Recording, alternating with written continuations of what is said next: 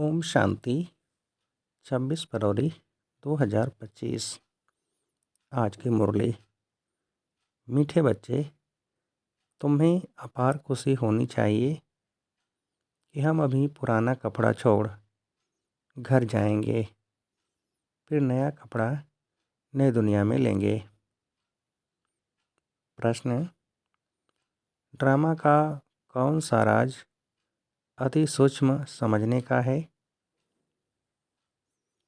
उत्तर: यह ड्रामा जो मिसल चलता रहता है, टिक टिक होती रहती है, जिसकी जो एक्ट चली वह फिर हूबहू 5000 वर्ष के बाद रिपीट होगी।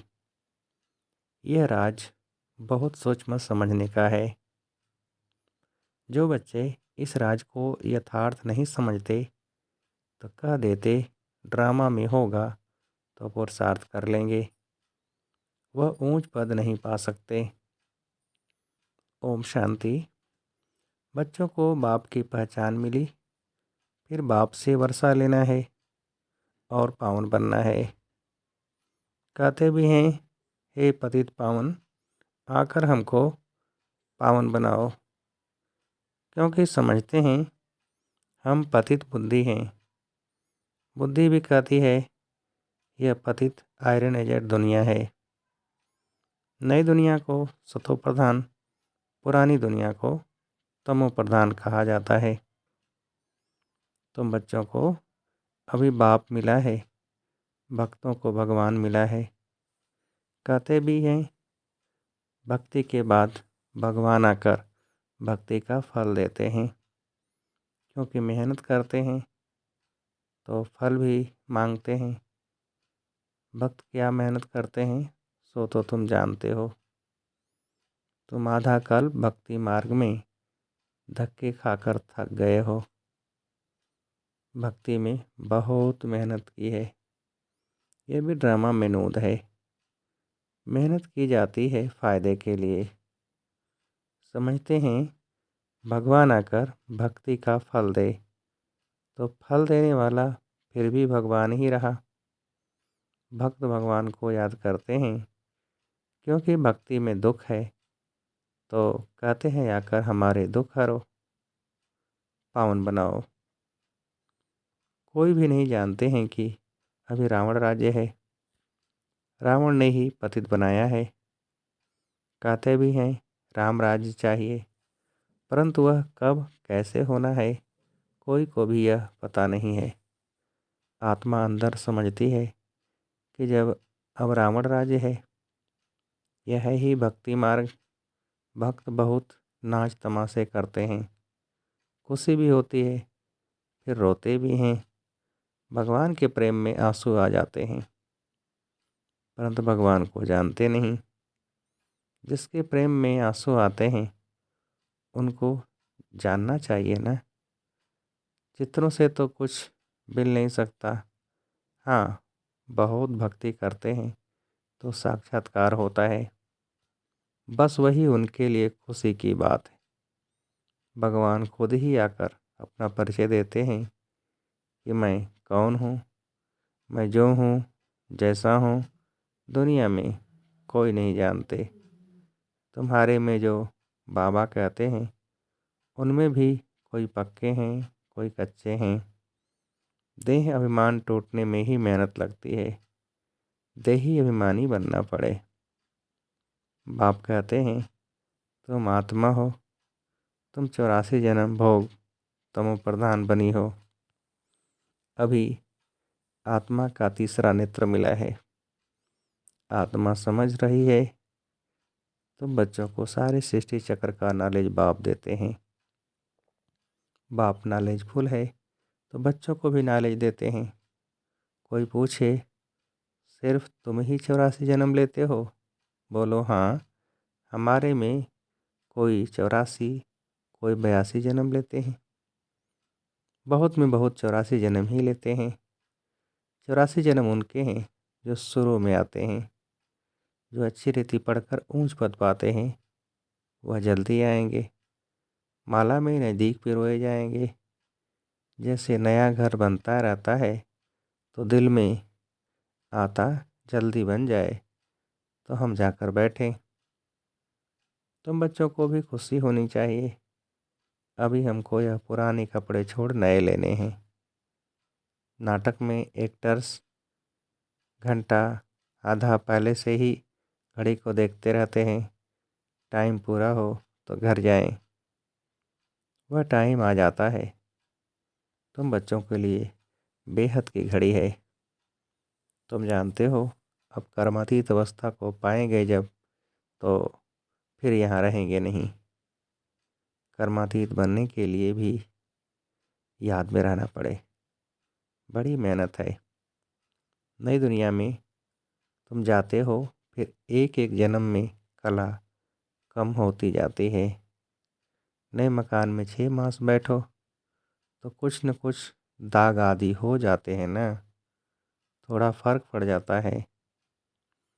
तो वहाँ नई दुनिया में भी कोई तो पहले आएंगे, कोई थोड़ा देरी से आएंगे। पहले जो आएंगे उनको कहेंगे सतो प्रधान। फिर आहिस्ते आहिस्ते कला कम होती जाती है। यह ड्रामा का चक्र जो मिसल चलता रहता है, टिक टिक होती रहती है। तुम जानते हो, सारी दुनिया में जिसकी जो भी एक्ट चलती है, यह चक्र फिरता रहता है। ये बड़ी सूक्ष्म बातें हैं समझने की। बाप अनुभव से सुनाते हैं। तुम जानते हो, यह पढ़ाई फिर 5000 वर्ष बाद रिपीट होगी। यह बना बनाया खेल है। इस चक्र का किसको पता नहीं है। इसका क्रिएटर, डायरेक्टर, मुख्य एक्टर कौन है, कुछ भी नहीं जानते। अभी तुम बच्चों को पता है, हम 84 जन्म भोग अब वापस जाते हैं। हम आत्मा हैं। देही अभिमानी बने तब खुशी का पारा चढ़े। वह है हद का नाटक, यह है बेहद का। बाबा हम आत्माओं को पढ़ा रहे हैं। यह नहीं बताएंगे कि फलाने समय यह होगा। बाबा से कोई भी बात पूछते हैं तो कहते हैं ड्रामा में जो कुछ बताने का है वो बता देते हैं। ड्रामा अनुसार जो उत्तर मिलना था सो मिल गया, बस उस पर चल पड़ना है। ड्रामा बगैर कुछ भी नहीं कर सकते हैं। कई बच्चे कहते हैं ड्रामा में होगा तो पुरुषार्थ कर लेंगे। वह कभी ऊंच पद पा नहीं सकते। बाप कहते हैं पुरुषार्थ तुमको करना है, ड्रामा तुमको पुरुषार्थ कराता है। कल पहले मुआफिक कोई ड्रामा पर ठहर जाते कि जो ड्रामा में होगा तो समझा जाता है इनकी तकदीर में नहीं है। अब तुमको स्मृति आई है, हम आत्मा हैं। हम यह पाठ बजाने आए हैं। आत्मा भी अविनाशी है, पाठ भी अविनाशी है। 84 जन्म का पाठ आत्मा में नूदा हुआ है। फिर वही पाठ बजाएंगे। इसको कहा जाता है कुदरत। कुदरत का और क्या विस्तार करेंगे। अब मुख्य बात है पावन जरूर बनना है। यही फिक्रात है। कर्म करते हुए बाप की याद में रहना है। तुम एक मासूक के आशिक हो ना। एक मासूक को सब आशिक याद करते हैं। वह मासूक कहते हैं अभी मुझे याद करो, मैं तुमको पावन बनाने आया हूँ। तुम मुझे ही पतित पावन कहते हो, फिर मुझे भूल कर गंगा को क्यों पतित पावनी कहते हो। अभी तुमने समझा है तो वह सब छोड़ दिया है। तुम समझते हो बाप ही पतित पावन है। अब पतित पावन श्री कृष्ण को समझ कभी याद नहीं कहेंगे, कभी याद नहीं करेंगे। परंतु भगवान कैसे आते हैं यह कोई नहीं जानते। श्री कृष्ण की आत्मा जो सतयुग में थी, वह अनेक रूप धारण करते करते अभी तमो प्रधान बनी है, फिर सतो प्रधान बनती है। शास्त्रों में यह भूल कर दी है। यह भी भूल जब हो तब तो हम आकर अभूल बनाए ना। यह भूलें भी ड्रामा में हैं, फिर भी होंगी। अब तुमको समझाया है। शिव भगवान वाच। भगवान कहते भी शिव को हैं। भगवान तो एक ही होता है, सब भक्तों को फल देने वाला एक भगवान। उनको कोई भी जान नहीं सकते। आत्मा कहती है ओ गॉड फादर, ओ लौकिक फादर तो यहाँ है, फिर भी उस बाप को याद करते हैं।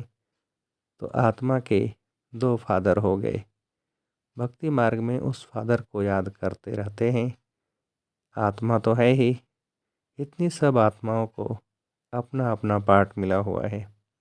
एक शरीर छोड़ फिर दूसरा ले पार्ट बजाना होता है। यह सब बातें बाप ही समझाते हैं। कहते भी हैं हम यहाँ पार्ट बजाने आए हैं।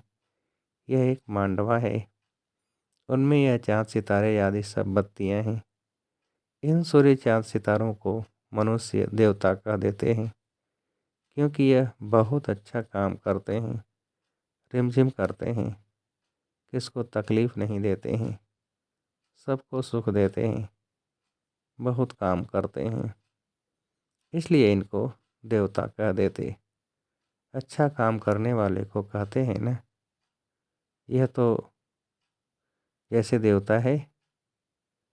अब वास्तव में देवताएं तो सतयुग में थे, सब सुख देने वाले थे, सबकी प्रीत थी, इसलिए देवताओं से उनकी भेंट की है।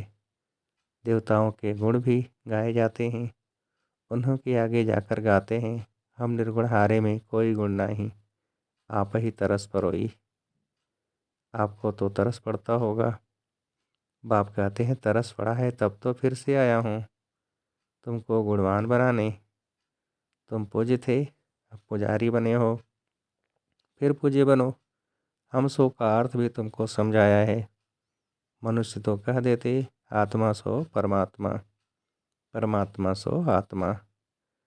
बाप कहते हैं यह रंग है। तुम आत्मा निराकार थी, फिर सो देवता क्षत्रिय वैश्य शूद्र बनी, अभी सो ब्राह्मण वर्ण में आई हो।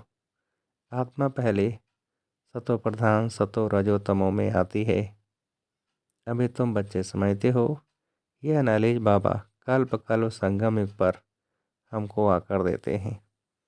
बरोबर भारत स्वर्ग था, वहाँ कितने थोड़े मनुष्य होंगे।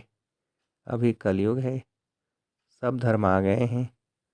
सतयुग में थोड़े ही कोई धर्म था, वहाँ होता ही है एक धर्म, बाकी सब आत्माएं चली जाती हैं। तुम जानते हो अभी इस पुरानी दुनिया का विनाश सामने खड़ा है। बाप राजयोग सिखला रहे हैं। कोई भी आए बोलो यह बेहद की घड़ी है। बाप ने दिव्य दृष्टि दे यह घड़ी बनवाई है। जैसे वह घड़ी तुम घड़ी घड़ी देखते हो, अब यह बेहद की घड़ी याद पड़ती है। बाप ब्रह्मा द्वारा एक धर्म की स्थापना, शंकर द्वारा आसुरी दुनिया का विनाश कराते हैं। बुद्धि भी कहती है चक्र फिरना जरूर है, कलयुग के बाद सतयुग आएगा। अभी मनुष्य भी बहुत हैं, उपद्रव भी बहुत होते रहते हैं, मूसल भी वही है। शास्त्रों में तो कितनी कथाएं बना दी हैं। बाप आकर वेदों शास्त्रों का सार समझाते हैं। मुख्य धर्म भी चार हैं। ये ब्राह्मण है, ब्राह्मण धर्म है पांचवा। सबसे ऊंचते ऊंच यह है छोटा धर्म, यज्ञ की संभाल करने वाले ब्राह्मण हैं। यह ज्ञान यज्ञ है, उपद्रव को मिटाने के लिए यज्ञ रचते हैं। वह समझते हैं यह लड़ाई आदि न लगे। अरे लड़ाई नहीं लगेगी तो सतयुग कैसे आएगा? इतने सब मनुष्य कहाँ जाएंगे? हम सब आत्माओं को ले जाते हैं तो ज़रूर शरीर यहाँ छोड़ना पड़े। तो वो पुकारते भी हो हे बाबा, आकर हमको पतित से पावन बनाओ। बाप कहते हैं हमको ज़रूर पुरानी दुनिया का विनाश कराना होगा। पावन दुनिया है ही सतयुग, सबको मुक्ति धाम में ले जाता हूँ। सब काल को तो बुलाते हैं ना। ये नहीं समझते कि हम तो कालों के काल को बुलाते हैं। बाप कहते हैं यह भी ड्रामा में नूंद है। आत्माओं को छीछी दुनिया से निकाल शांति धाम ले जाता हूँ। यह तो अच्छी बात है ना। तुमको मुक्ति में जाकर फिर जीवन मुक्ति में आना है।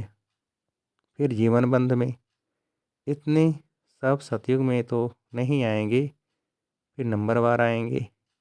इसलिए अब शांति धाम और सुख धाम को याद करो।